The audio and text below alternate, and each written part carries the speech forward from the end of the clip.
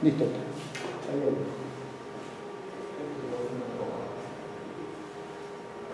Buenas tardes, el día de hoy vamos a ver en la sesión del día de hoy la solución de controversias tanto en la etapa de procedimiento de selección como en la etapa de ejecución contractual. Recordemos un poco cuáles son las tres fases del procedimiento, de todo el proceso de contratación. Tenemos que la primera fase es la programación y actos preparatorios. La segunda fase es la fase de selección, la cual inicia con la convocatoria del procedimiento de selección y concluye con la suscripción del contrato. Es decir, una vez suscrito el contrato, comienza la tercera fase, que es la fase de ejecución contractual. En esta primera fase ocurren todas las actuaciones internas de la entidad, al interior de la entidad, para llevar a cabo la convocatoria del procedimiento de selección.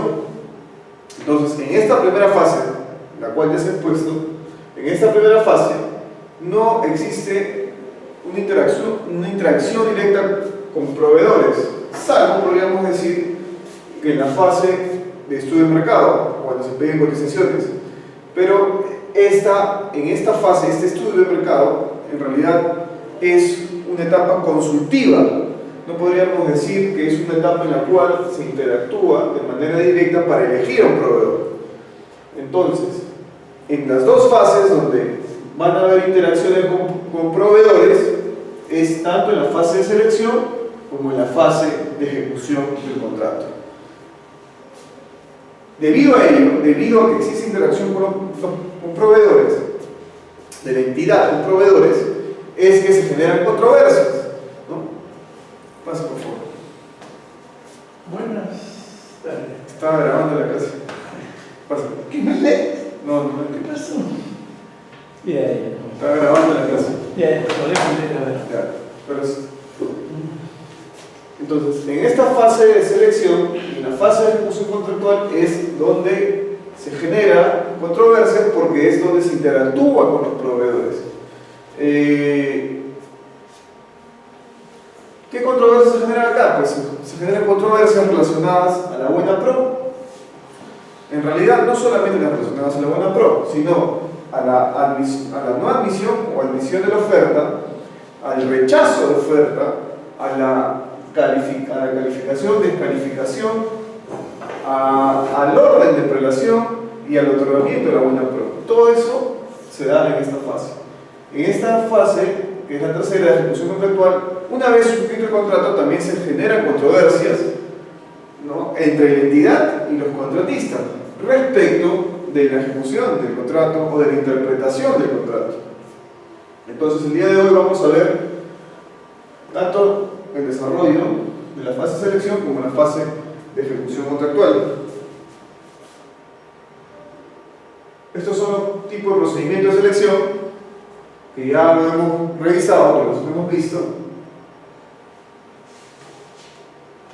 Y estas son las etapas del procedimiento de selección. Recordemos: convocatoria, registro de participantes, formulación de consultas y observación formulación de consultas y observaciones, asolución de consultas y observaciones, integración de las bases, presentación de ofertas, evaluación de ofertas, calificación de ofertas y otorgamiento de la buena pro.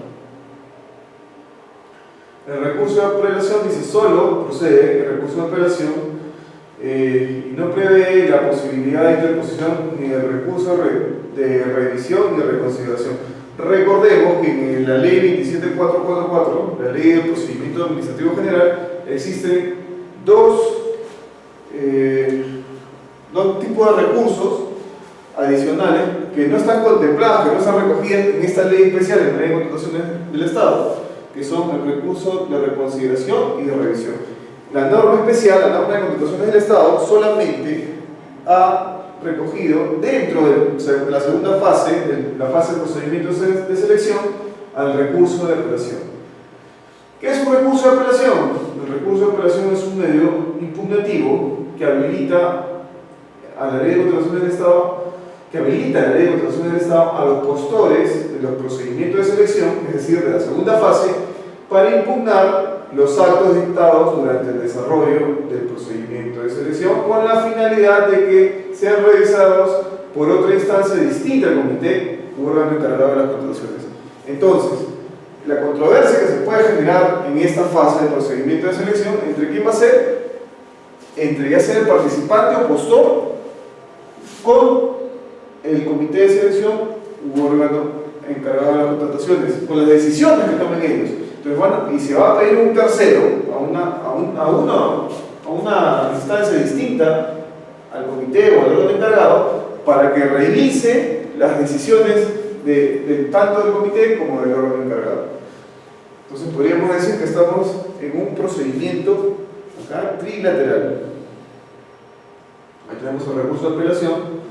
Se podrán impugnar los actos dictados desde la convocatoria hasta antes de la celebración del contrato, porque si existen controversias luego de suscrito el contrato, en realidad lo que ya estamos hablando es de las controversias durante la ejecución contractual que tienen que resolverse ya sea por conciliación o arbitraje. Eso es en la etapa de la ejecución contractual. En la etapa del procedimiento de selección, las controversias se resuelven a través de la apelación. Se puede impugnar las decisiones del comité u órgano encargado de las contrataciones, porque recordemos que el procedimiento de selección lo conduce el comité o el órgano encargado de las contrataciones, o el órgano encargado de las contrataciones. ¿Cuáles son los actos impugnables? Los actos impugnables son todas las decisiones que adopte el comité de selección o el órgano encargado de las contrataciones, como les decía, según corresponda. Según corresponda, ¿por qué? Porque hay procedimientos que son conducidos por el comité de selección, tipos de procedimientos que son conducidos por el comité de selección y otros tipos de procedimientos por el órgano encargado de las contrataciones. Según corresponda, durante el desarrollo del procedimiento de selección. Así tenemos, por ejemplo, la no admisión de una oferta, va a ser materia de apelación, la incorrecta evaluación de las ofertas de los postores, ¿no?, que quedará en el orden de apelación, la calificación de las ofertas, el otorgamiento de la buena, inclusive el rechazo de ofertas podría ser materia de apelación. Recordemos que el rechazo de ofertas se da cuando una oferta está por muy encima, ¿no?, por muy encima del valor referencial y es rechazada porque no existe presupuesto, o cuando está por muy debajo, cuando el comité de selección va a considerar que existe riesgo de cumplimiento de la prestación, dado que la oferta está por muy debajo. En ese supuesto se rechaza la oferta. Actos impugnables. Actos emitidos por el titular de la entidad que afecten la continuación del procedimiento de selección. Además de los actos que hemos señalado anteriormente, como es la admisión, la evaluación para tener el orden de relación, o la calificación, el otorgamiento de la buena pro, ¿no?, el rechazo incluso de ofertas, existen otros actos que también son impugnables durante el procedimiento de selección, que son aquellos emitidos por el titular de la entidad, como la cancelación del procedimiento de selección. Y hemos dicho las clases pasadas, que el procedimiento de selección podría cancelarse por algunos hechos, por ejemplo, cuando desaparece la necesidad o cuando existe recorte presupuestal, ¿no?, por casos fortuitos de fuerza mayor, o por otra causa justificada, dice la norma. En esos casos podría cancelarse el procedimiento de selección. Esa cancelación del procedimiento de selección también es materia de impugnación. Es decir, que aquellos participantes o postores podrían apelar esta decisión de cancelar el procedimiento de selección. ¿Por qué decimos participantes o postores? Porque un postor no es necesariamente aquel que ingresa su oferta, ¿no? Para tener la calidad de postor, la oferta tiene que ser admitida por el comité de selección. Si no, no tiene la calidad de postor. Entonces, sí es importante hacer esa diferencia de participantes y postores, porque para poder apelar la buena pro de un participante que su oferta no sea admitida, es decir, como no se ha admitido la oferta, no tiene calidad de postor, sigue teniendo la calidad de participante. Primero tendría que apelar justamente la no admisión de su oferta para poder apelar el otorgamiento de la buena pro. Entonces, volvamos acá. La cancelación del procedimiento de selección sí se puede impugnar, es materia de apelación. ¿Qué otra decisión es materia de apelación? La nulidad de oficio del procedimiento de selección. Entonces, recordemos que también existen, pues, causales de nulidad, ¿no? Como que el acto haya sido emitido por un órgano incompetente, o el acto contraviene las normas legales, o no sigue el procedimiento prescrito. Entonces, ante esos casos, cuando el participante, el postor, considere de que no se ha configurado ni la cancelación ni la nulidad, podría apelar a esas decisiones de la entidad, ¿no? Que son decisiones de la entidad. No necesariamente esta decisión, la nulidad, por ejemplo, recordemos que es el titular de la entidad quien declara la nulidad y es una facultad delegable. Ahora, estas apelaciones sobre la cancelación y la nulidad tienen que ser formuladas ante el Tribunal de Contrataciones del Estado. Recordemos que las apelaciones pues las van a conocer tanto la entidad como el Tribunal de Contrataciones del Estado. Va a haber un tope, un umbral para determinar cuándo una apelación es conocida por el Tribunal de Contrataciones o por la entidad. Si el monto del valor referencial es hasta 50 UITs, en ese caso la apelación va a ser conocida por la entidad. Si supera ese monto, a 50 UITs, la apelación es conocida por el Tribunal de Contrataciones. Pero en estos casos, en los casos de cancelación del procedimiento de selección y nulidad de oficio, indistintamente del monto del valor referencial, es decir, no nos importa el monto del valor referencial, sin importar ese monto del valor referencial, estas apelaciones siempre van a ser conocidas por el Tribunal de Contrataciones del Estado.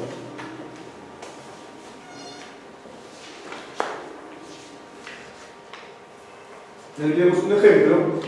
Si antes del otorgamiento de la buena pro, el titular de la entidad decide cancelar el proceso de selección por una causa distinta a la prevista en la ley, por razones de fuerza mayor, el caso fortuito, cuando desaparezca la necesidad, o cuando persistiendo la necesidad del presupuesto debe ser asignado a otras emergencias, supongamos que cancelan por un supuesto que no configura alguno de estos. Entonces, en ese caso, el participante postor podría, pues, apelar esa decisión de cancelación. Actos no impugnables. Vamos a ver que no todos los actos son impugnables. Acá tenemos, por ejemplo, las actuaciones y actos de la entidad convocantes destinadas a la organización de realizar el procedimiento de selección. Entonces, estas actuaciones y actos se refieren, pues, a las actuaciones que se realizan en la primera etapa, en la etapa de actuaciones preparatorias, la cual empieza con el requerimiento. Ahí tenemos que empieza con el requerimiento, tenemos que se busca la certificación presupuestal. Bueno, antes se hace el estudio de mercado, se busca la certificación presupuestal, se aprueba el expediente de contratación, se designa el comité. Entonces, todas esas actuaciones pues son inimpugnables, no se pueden impugnar. ¿Qué otra cosa no se puede impugnar? Los documentos del procedimiento y o su integración. ¿Cuáles son los documentos del procedimiento? Recordemos que son las bases. También tenemos las solicitudes de expresiones de interés o las solicitudes de cotización. En el caso de las bases, no se puede impugnar las bases ni la integración de las bases. Es inimpugnable.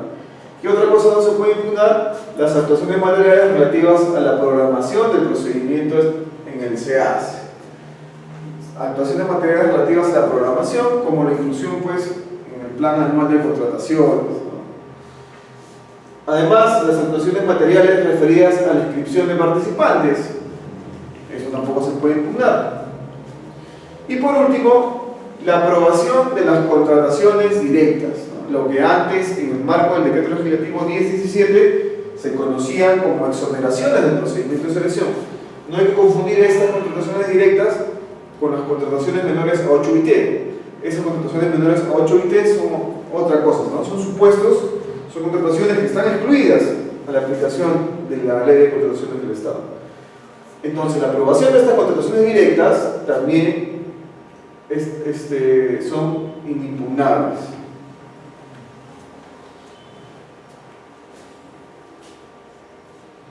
Acá tenemos los plazos, es decir, la oportunidad en la cual se van a realizar las impugnaciones. Va a depender de la ocurrencia del hecho o la decisión que queremos impugnar para contabilizar los plazos. Dice, actos anteriores, ¿no? Y el otorgamiento de la buena pro, es decir, actos anteriores al otorgamiento e incluso el mismo otorgamiento de la buena pro. Son 8 días hábiles, ¿no? Desde siempre se computa esto desde notificada la buena pro, ¿no? 5 días hábiles, 8 días hábiles para el caso de licitación pública y concurso público, y 5 días hábiles para el caso de adjudicación simplificada, selección de consultores individuales, comparación de precios y subasta imperspectiva, cuando corresponda en la adjudicación simplificada. Ahora, acá hay que tener claro que estos plazos se computan desde notificado el otorgamiento de la buena pro del concurso. Plazo a partir del otorgamiento, de la notificación del otorgamiento de la buena pro, para ser más exactos. Y también pueden apelarse no solamente las decisiones y las actuaciones hasta antes del otorgamiento de la buena pro, sino que pueden haber otras decisiones o que las decisiones se tomen con posterioridad al otorgamiento de la buena pro, que también son materia de impugnación. En este caso, los plazos se computan desde tomar conocimiento del acto que se desea impugnar. Por ejemplo, se puede impugnar que se declare pues justamente esta cancelación o esta nulidad luego de aprobar la buena pro, ¿no? Entonces, si luego de aprobar la buena pro se declara la cancelación o la nulidad, la cual se tiene que registrar en el SEACE, tanto la cancelación como la nulidad, se toma conocimiento desde el registro en el SEACE, desde el día siguiente de ese registro se computan estos plazos. Por ejemplo, otro supuesto que podría ser impugnado luego de otorgar la buena pro es que dejen sin efecto la buena pro, de la pérdida automática, ¿no? Eso también podría ser materia de impugnación de repente. Vamos a seguir avanzando.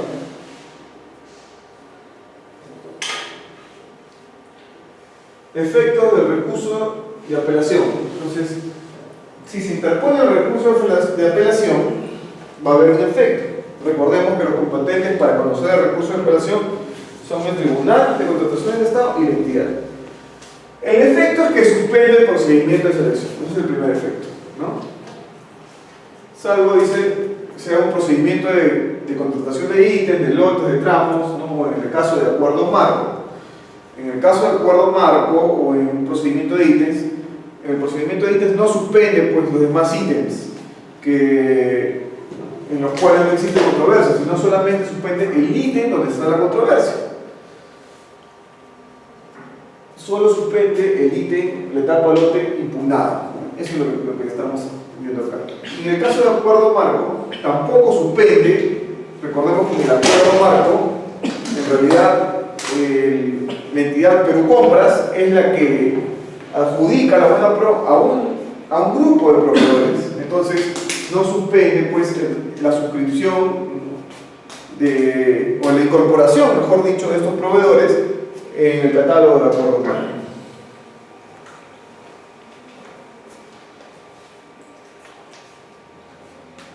Algunos alcances de los actos impugnables. Dice, acto impugnable en el lugar indicado en las bases y en la fecha va a establecer la convocatoria salvo postergación, ¿no? En presencia de notario, juez de paz, de un representante del sindicato. Esto es durante la presentación de ofertas. ¿No? Se puede indicar en el acto público. Cuando está ocurriendo el acto público, se puede, una vez que concluye el acto público y no admiten mi oferta en el acto público, entonces yo podría dejar constancia en el acto público que voy a hacer valer mi derecho de impugnación, ¿no?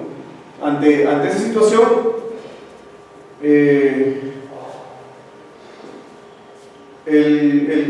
ese caso, por ejemplo, en el caso de consultorías, cuando existen los sobres, es el notario público que se va a llevar el sobre económico, ¿no? El cual no se va a abrir y se va a esperar hasta que se realice la impugnación. Vamos a seguir avanzando. Acá está un poco movido, ¿no? Estos son los actos, recordemos, esto ya lo hemos visto, esto es la presentación de las ofertas, ¿no? Que se realizan, esto es en el caso de bienes, servicios y obras, servicios en general, ¿no? Y obras, cómo se realiza la presentación de ofertas, acá también, esto es cómo se realiza la presentación de ofertas en acto público, ¿no? Cuando es un concurso público, licitación pública. Cuando es una adjudicación simplificada, puede ser en acto público o puede ser en acto privado. Ahora, en el caso de bienes y servicios, la presentación de las ofertas se hace a través del SEACE, ¿no? A través del procedimiento, pues, electrónico. Esto es en el caso de bienes, servicios en general y obras, ¿no? Cómo se presentan las ofertas. Ya lo hemos dicho esto en clases pasadas, a través de un sobre cerrado, que tiene que ser rubricado. La presentación puede realizarse por el mismo proveedor o un tercero. Se presenta en idioma castellano o en su defecto acompañado de traducción oficial o sin valor oficial. Estas son las etapas de elaboración que también ya lo hemos dicho: la apertura de ofertas, la admisión de las ofertas, la evaluación de las ofertas, la calificación de las dos mejores ofertas y otorgamiento de la buena pro. ¿En qué consiste la admisión de ofertas? También ya lo hemos dicho. La admisión de la oferta consiste en evaluar los documentos mínimos solicitados, documentos mínimos de la oferta. Ante el incumplimiento, es decir, ante la no existencia, no presencia de algún documento que se requiere, no se admite la oferta. No se admite la oferta.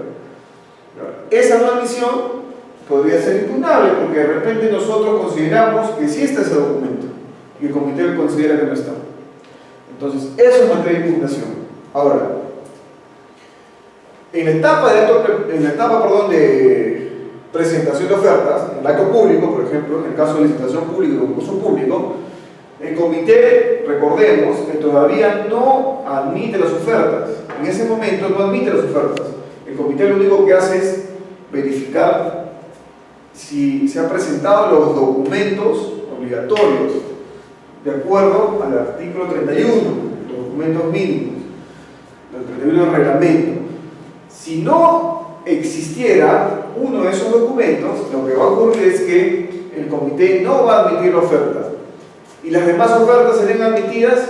No, las demás ofertas todavía no son admitidas, sin que tampoco tengan la categoría de no admitidas. Simplemente las demás ofertas se van a evaluar posteriormente de manera privada para ver si estos documentos, si ya el contenido de los documentos está acorde con lo que se solicita en las bases.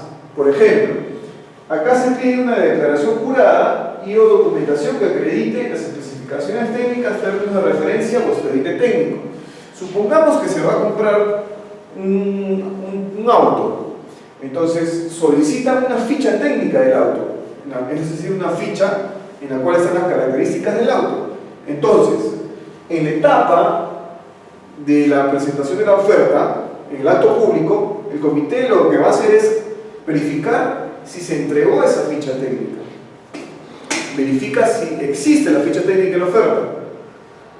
Luego, cuando ya cierra el acto público de manera privada, por ejemplo, solamente poniendo como ejemplo ese documento, lo que va a hacer es verificar si el detalle, si el contenido de ese documento concuerda con las características que se piden en las bases.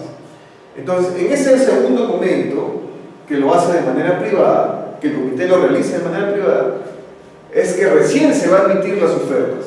Si el comité verifica que el contenido de ese documento, así como los demás solicitados, está acorde con las bases, entonces el comité va a admitir la oferta. Por lo tanto, la admisión de las ofertas se realiza no en el acto público, sino de manera privada. ¿Qué pasa si ese contenido de la oferta no está acorde con las bases? En ese momento también no se admitiría la oferta. Entonces podríamos concluir que la no admisión de una oferta se puede dar en dos momentos: durante la presentación en el acto público, es decir, que no se entregó algún documento, y de manera privada, cuando el comité de selección sesiona de manera privada, con ocasión de revisar si el contenido del documento que se presentó está acorde con las bases. Entonces, en ese momento se verifica la admisión. Ahora, esta admisión, o mejor dicho, la no admisión de una oferta puede ser materia de impugnación. Yo tendría que impugnar mi no admisión de mi oferta para poder tener la calidad de postor. En ese momento todavía soy participante.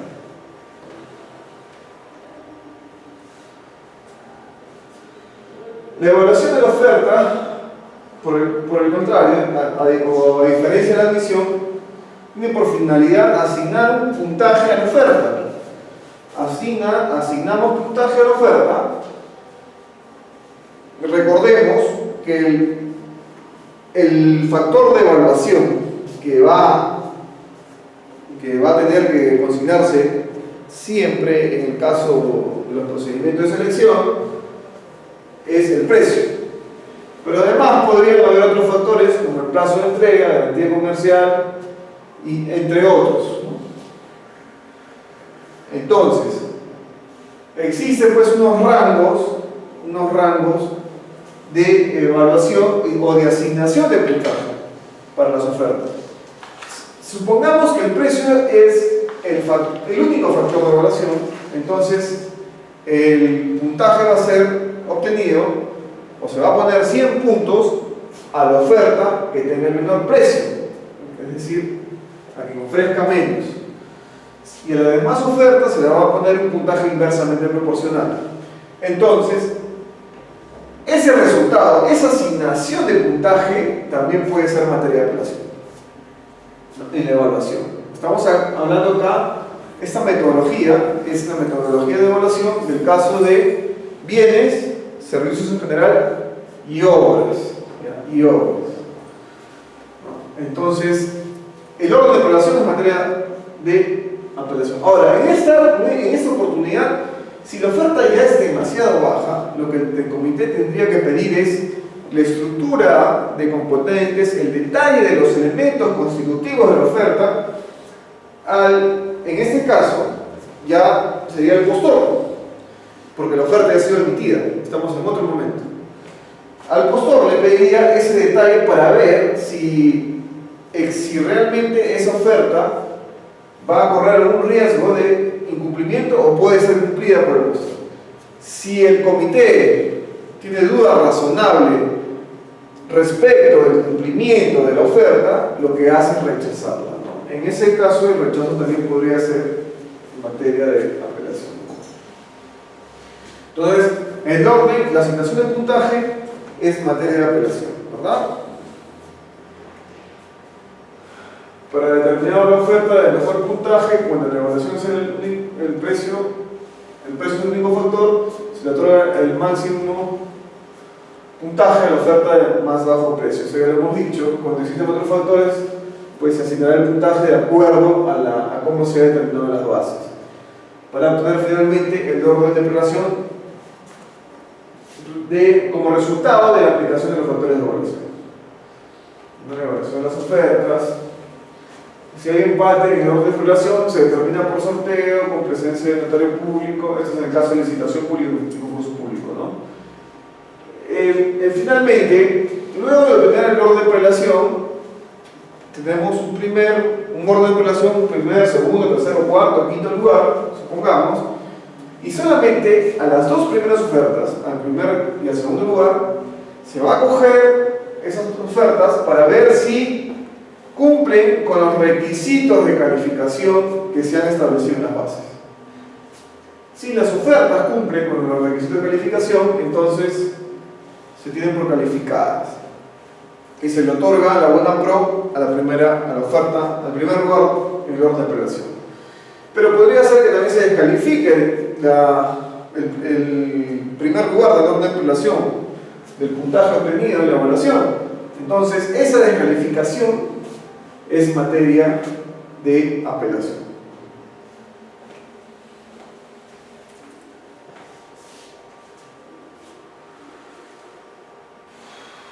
Acá tenemos verificación, consentimiento, verificación de la propuesta ganadora, consentimiento de la buena pro, verificación inmediata, comprobar la inexactitud o falsedad de los documentos y comunica al tribunal y al Ministerio Público. Recordemos que luego de la modificación a partir del decreto legislativo 1341, que entró en vigencia en abril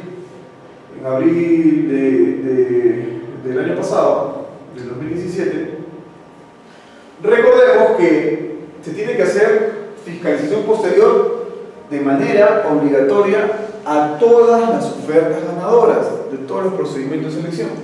Entonces, esta lámina tenemos eso, ¿no? La entidad realiza la inmediata verificación de la propuesta del ganador de la buena pro para ver si existe veracidad o inexactitud en información contenida en la oferta, veracidad de los documentos o la inexactitud de la información. Entonces, en ese supuesto, si se encontraran documentos falsos o información inexacta, lo que va a hacer la entidad es, pues, dependiendo del estado del procedimiento, bueno, tendría que declarar la nulidad del procedimiento de selección y retrotraerla hasta la etapa de evaluación o hasta el otorgamiento de la buena pro. O también podría ser que se haya suscrito el contrato y el resultado de la fiscalización posterior sea con posterioridad a la suscripción del contrato. Por lo tanto, en ese caso podría, pues, declararse la nulidad del contrato. Requisitos para la apelación.